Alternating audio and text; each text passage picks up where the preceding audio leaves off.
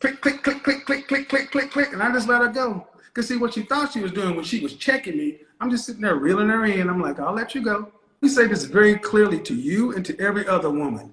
How you leave your house is media. In this moment, yes, I cannot say what's wrong or right. No. I don't believe that we do control any of. Really? No, I don't. I don't. Because I put it to you like this. The women who, or the woman that just left, she doesn't represent me as a Black woman. Sure she does. No, she doesn't. How does she represent? She has nothing to do with me. I don't know anyone like her. Excuse me. Because there's something called an ethnic image. And it's what it is she is a microcosm of everything. If I told you 5'6" and knows martial arts, you wouldn't think an African. You would think Chinese. There's an ethnic image.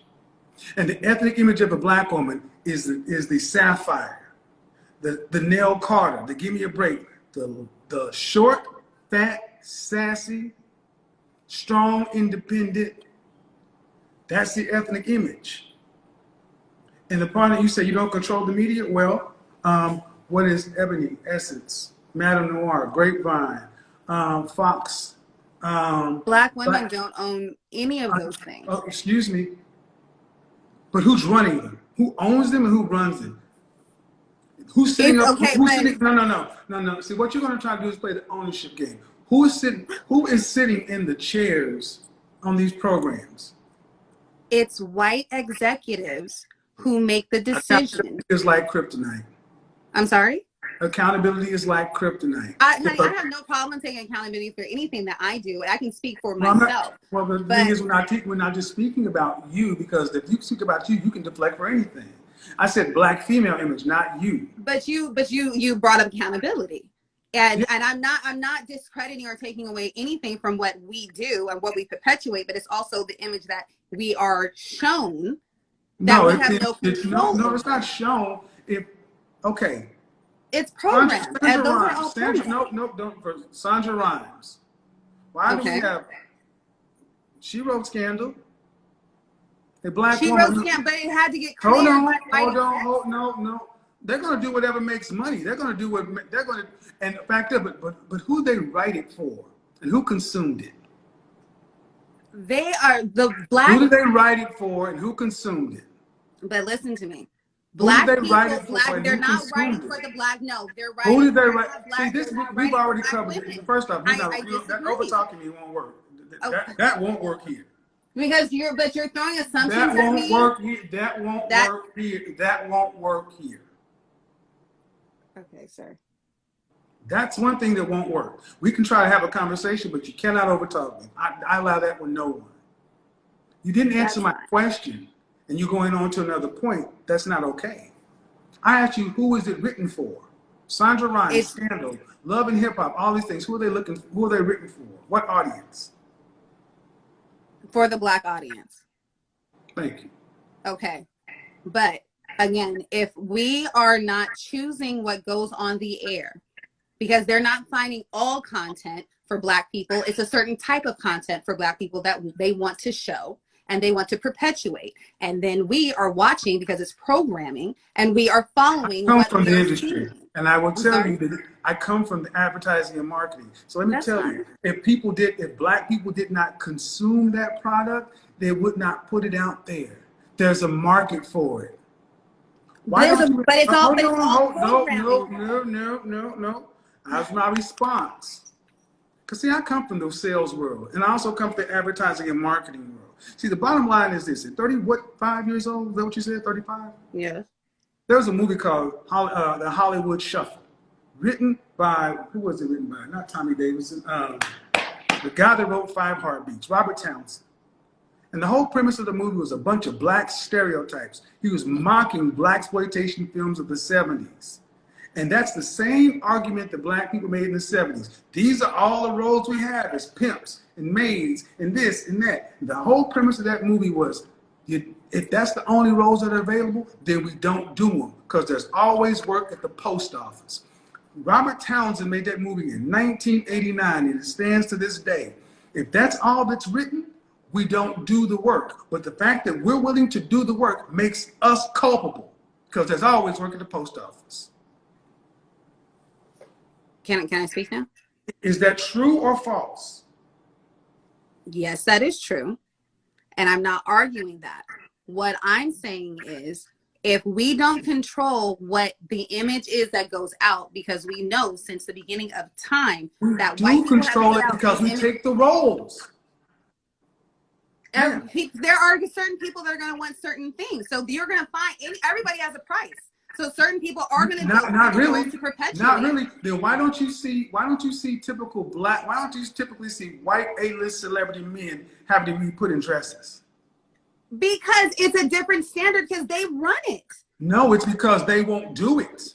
So you're saying that white supremacy I'm doesn't saying, exist? let me explain something to you very simply. As an image consultant, that's what I do for a living. I'm a professional image consultant. Let me say this very clearly to you and to every other woman. How you leave your house is media. If you go from your door to wherever you're going, that is the world of TV. And if you weren't walking out with long fingernails and purple hair and all this other kind of stuff, they could not make it work. And even if they did try to make it work, if they tried to go get Latinas or somebody else and dress them up like black women and make them look like stereotypical black women back in the 60s, when we didn't dress that way, they couldn't do that shit to us because we came out of our house looking better. That's why the civil rights movement worked, because they could not paint us as criminals and drug dealers. And when we were on the Edmund Pettus Bridge on Black Sunday, you saw church-going people getting abused. That's why middle white America stood up and said, those people look like me. But if they'd have been walking around, dressed around like we look today, nobody would have batted an eye. How do you think we got here today, though? Because we do it. It's self-accountability. It is self-accountability. How many of your sisters show up to this broadcast right here with bonnets on their head? Okay, sir, but I didn't. I didn't say you. See, that cannot be the argument. That cannot be the deflection. Every time I talk about the group, you talk about you. Wait, you're deflecting, because every time you've sat here and you have said to me, you've given me a list of the things that you've done. You have said to me all of your points, and every time I go to talk, you either cut me off or you say I'm deflecting. What I'm saying to you is every person that you've had on the show does not account for every black woman. I did not. Did I say it does? What do you think you're doing right now? What do you think you're doing right now? Sir, what do you think you're doing right now? Please allow me. What do you think you're doing right now? I'm trying to speak. What do you think you're doing right? Do you think what do you think this is doing for the image of black women? What are you? I'm showing you something different. What you're saying? No, you're really black not. Women. Sir, you won't even let me finish my point, though. You're saying we're having a conversation. You gave me your talking points. I allowed you to speak. You said I was over talking you. I shut up and I allowed you to talk. Now I'm trying to say my points to counter what you were saying, and you're not allowing me to talk because you're talking over me. So I'm asking if you can give me the same respect that I just gave you, sir. That would be much appreciated. So back to the point of the imagery. There are 8 billion people on this planet, and there are certain people that are going to go, there are certain demographic that they shoot for, and they want to keep in that place, them being white people, white execs who run these stations, who say these are the roles that we have for black people.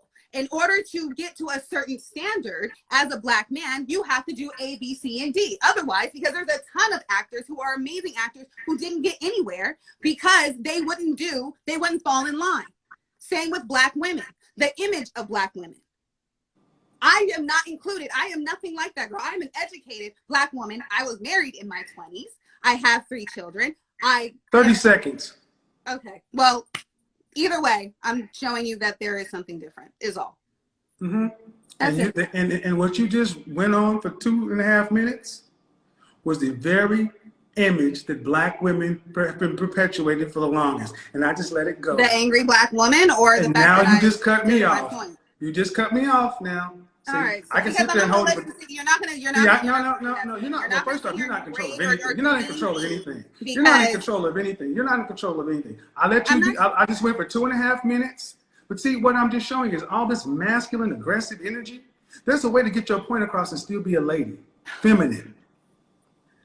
It's masculine energy because I'm Well, and I will let the audience decide. Ladies and gentlemen, when you saw her going off for 2.5 minutes and this and this and this, is that the image you think that's helping black women? Were you paying attention to anything I was saying? I went on for you see, what you're going to do is let me speak, or I'm going to bid you a good evening. No, well, we can say good night. Good night. Well, you can say good night. I'm still going to say what I got to say about you. You just might want to be. You will. No, have a beautiful night. About this. Have you a might, beautiful I trade you an opportunity night, to say what you want to say, but you're no different than the rest. And that's the point. The educated of them still think that they're better. No, ma'am, you are the problem too. Because all that bullshit that you ran down, the white exec and this and that, Tyler Perry.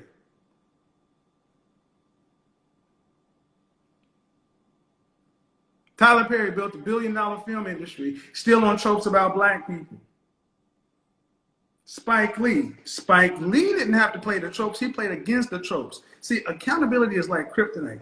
And I'm not like these women. Oh, yes, you are. There is no other group of women that identifies with what you just saw other than African-American women. Click, click, click, click, click, click, click, click, click, and I just let her go. Because see, what she thought she was doing when she was checking me, I'm just sitting there reeling her in. I'm like, I'll let you go. I'll let you keep digging and digging and digging. And when it got right down to it, she ran out of steam because there was all emotion, no logic, no accountability. It ain't our fault. It is our fault. Don't take the roles. Asian people stopped taking the roles of coolies and all that stuff, and they started making their own films or rejecting the films. But the notion that there's always somebody that will do it, it's still our responsibility. This is why men should be in control, because all that emotion gets nothing. It's not hard to fool me. It's a